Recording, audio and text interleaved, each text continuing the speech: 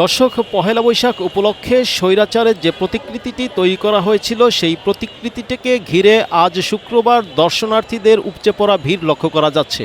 আমরা দেখতে পাচ্ছি স্বৈরাচারের প্রতিকৃতির সামনে দাঁড়িয়ে এখানে আগত দর্শনার্থীরা সেলফি তুলছেন এবং তাদের ওয়ালে রেখে দেওয়ার চেষ্টা করছেন। আমরা এখানে আগত দর্শনার্থীদের সাথে কথা বলে একটু জানার চেষ্টা করব এই প্রতিকৃতিটি থেকে তারা কি ধারণা নিচ্ছেন এবং এই প্রতিকৃতিটি সম্পর্কে তাদের ধারণা আপনাদেরকে জানানোর চেষ্টা করব। এটা রক্তচোষা রাক্ষসী বলে মনে হচ্ছে এবং 16 বছর যে স্বৈরাচার আপনার গুম খুন মানুষ হত্যা জনগণের অধিকার কেড়ে নেওয়া ভোট কেড়ে নেওয়া এরই বাস্তব একটা প্রতীক। এটার থেকে মনে হচ্ছে যে সে যেভাবে মানুষ হত্যা করছে, তো রাক্ষসরা আমরা যেমন রাক্ষসের গল্প শুনছি যে রাক্ষসের দেখি নাই, তো যে গল্পটা শুনছি বাস্তবিক ওই রকমই মনে হয়েছে সে এরকমই করছে। জি, চার চোখগুলো লক্ষ্য করছি। রাক্ষসের চোখ যেমন ফুটে বের হয় ঠিক তেমনই রাক্ষসের চোখ ফুটে বের হয়েছে।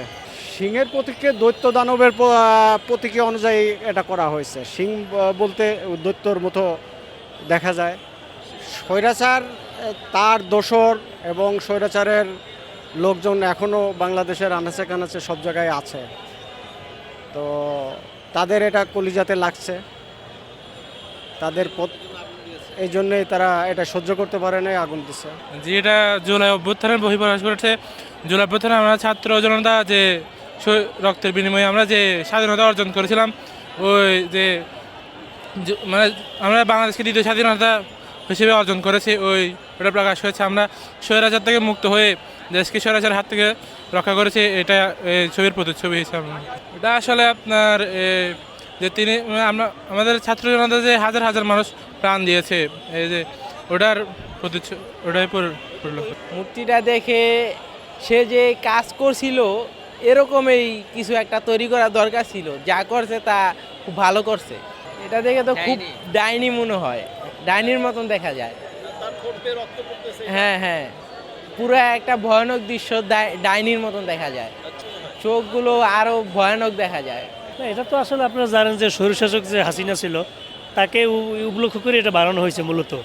যে আসলে এই যে দেখতে পাচ্ছেন শিং বা এই যে দাঁত, যেমন আমরা বন জঙ্গল দেখি যে হিংস্র প্রাণী থাকে, যে নিরীহ প্রাণীর উপর যেমন আক্রমণ করে, এটা তারা এটাই বুঝাই চাইছে যে আসলে হাসিনা সরকার এইভাবেই সাধারণ মানুষের উপর, জনগণের উপর এইভাবেই হিংসত্ব বরাবর চালাইছে। এটাই বুঝাই চাইছে। যেমন দুটা শিং আছে এবং দুটা দেখছেন দাঁত দেখতে পাচ্ছেন এবং রক্ত পিছাসুর মতো যে রক্ত পড়তেছে, মানে এটাই বুঝাই চাইছে যে যেমন বনের যে জানোয়ার যেভাবে নিরীহ হরিণের উপর আক্রমণ করে, এটা তারা বুঝাই চাইছে আমরা আসলে এইভাবেই অত্যাচারিত ছিলাম এই হাসিনা সরকারের আমলে। এই বিষয়টা মনে হচ্ছে সে প্রচুর রক্ত শোষণ করেছে, প্রচুর তাজা প্রাণ কেড়ে নিয়েছে।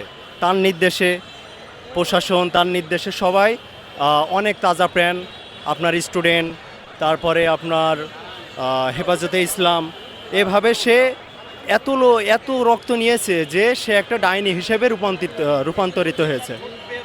হ্যাঁ, এই জন্য এত খেয়েছে যে হজম করতে পারিনি, রক্ত হজম করতে পারিনি, এখন তার মুখ দিয়ে অটোমেটিক বেরিয়ে যাচ্ছে।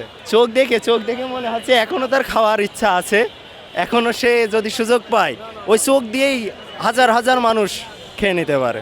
সে মানুষই না, হ্যাঁ সে মানুষের মতো ছিল কিন্তু সে মানুষ না, সে দৈত্য দানব। হ্যাঁ দানব, সে মানুষ রূপে ছিল কিন্তু তার চরিত্রই ছিল দানবের মতো।